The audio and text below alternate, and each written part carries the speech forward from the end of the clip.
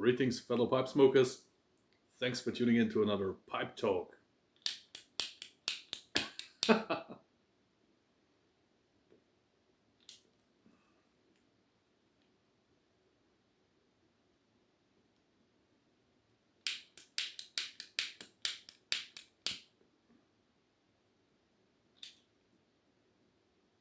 My exclusive Savinelli lighter. Smoking a Gavith. Sorry. This video starts very well. Rich dark honeydew in my Tsuge pipe, which my girlfriend gifted me for Christmas.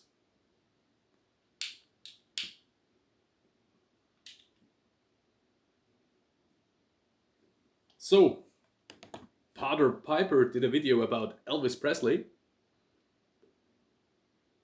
And it seems that many people didn't know that this gentleman was a pipe smoker. Elvis Presley. Pater Piper, of course. And first time when I heard this, I did an internet search, and the only thing I can find was an article that Elvis Presley's pipes have been stolen and have never reappeared since then. And I guess there was one picture of him smoking a pipe. So after watching this video, I did a search again. And this time you did find a lot of more pictures of Elvis Presley smoking a pipe. But the original article was about the stolen pipes was absolutely gone. No chance to find it.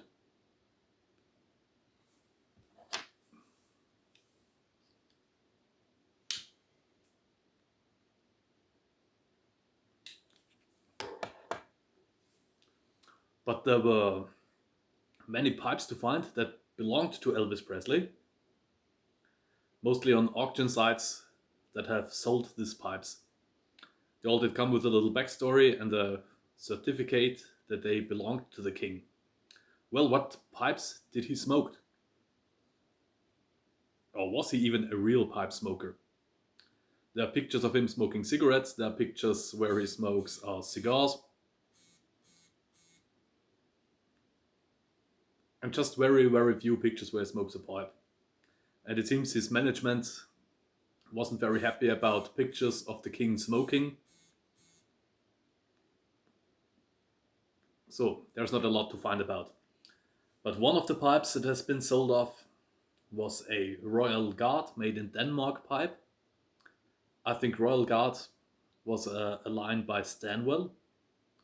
I don't know if there has been a company called Royal Guard or that made Royal Guard pipes, because on the pipe itself there's no Stanwell logo to see. But yes, it's one of those Danish freehands that were very popular at the time, and they were a rather novelty approach to pipe making.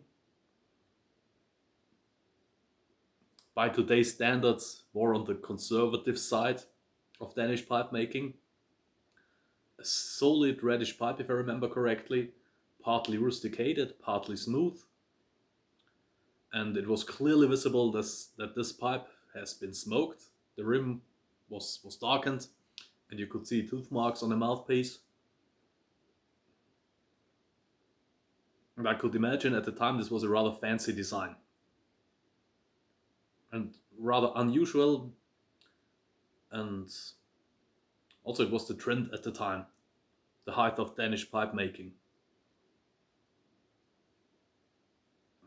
Then there were two meerschaum pipes. One pipe had the Sultan's head or the Maharaja's head, a very popular design with meerschaum pipes. You can get such pipes to this day. And also this pipe has been smoked, it was clearly visible. The second meerschaum pipe was a hand holding a skull. So I think this is the to be or not to be quote depicted in a pipe. And what I heard, Elvis Presley was a very humorous guy. sometimes a little silly, and maybe bordering on the childish. So I could really imagine him walking around with this pipe of a skull, which was at the time, I could guess, rather provocative. And I guess such a pipe is still an eye catcher in these days if you go out and smoke this pipe. Sorry.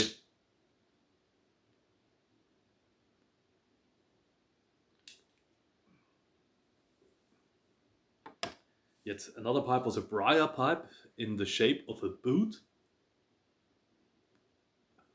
I think I haven't seen such a design that often before. But yeah, again, it shows his like for the extravagant and curious, unique items. Imagine the super rich king of rock and roll walking around and smoking out of a boot. Well, one other pipe was a French pipe, uh, Longchamp or Longchamp. I don't know what the right pronunciation is. And they were famous for completely leather covered pipes. This has been done before.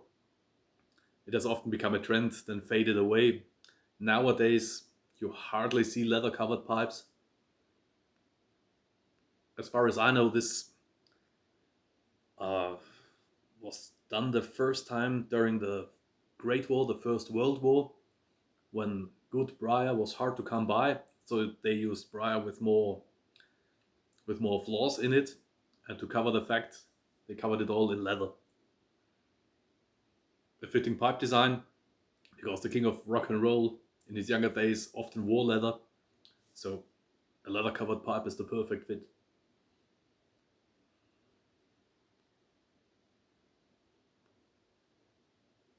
Yeah, the most unusual pipe I saw was a Bruyère Garantie Gesteckpfeife, the hunters or peasant pipes from the German speaking area of Europe. Kind of a cavalier shape. Guess you saw me smoking such a pipe. If I remember correctly, this pipe had a reddish tone. It had a part cherrywood stem, part antler stem. And if you ask me, this is the pipe you would least accept to be smoked by a man like Elvis Presley. And it was also visible that this pipe has been smoked.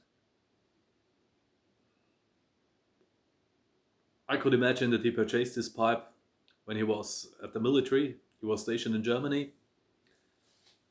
Or probably he knew these pipes from there and got one later in his life. And I can imagine the new owner, if he smokes pipes, walking around with this pipe, smoking it, and someone asking him why do you smoke this antique German conservative pipe, and he says, well, this was the pipe Elvis Presley used to smoke. Might be kind of a funny situation. About Elvis Presley himself, what hasn't been mentioned is that how extremely influential this man was. I know hundreds of musicians all around the globe that started their career because of Elvis Presley, because he was such an influential novelty. Everyone's wanted to sound and be like him at the time. For example, he was a huge influence for Waylon Jennings. And when Waylon Jennings worked for the radio station before he started his own career, they managed to invite Elvis Presley to their town to do a gig. And shortly before Elvis Presley and his crew arrived, they had the problem because someone asked if Elvis Presley and his band were blacks. And this might have been a problem there in the South in a bar for a black band to play. So they called the band and they didn't know how to ask this. You know, there was no TV then and they weren't sure about it. So someone did find the courage to ask, And they told him, no, no, we are all white. Elvis Presley is white. So there was no problem there. But many people do not know that Elvis Presley did have a lot of problems while touring the South at the beginning of his career. At least what I heard.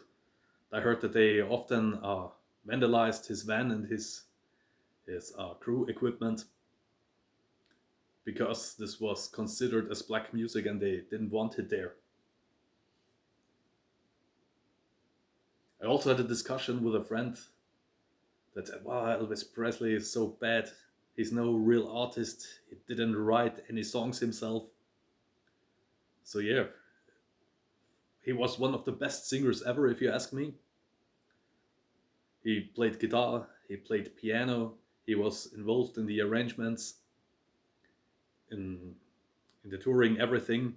So why he must be able to write his own songs?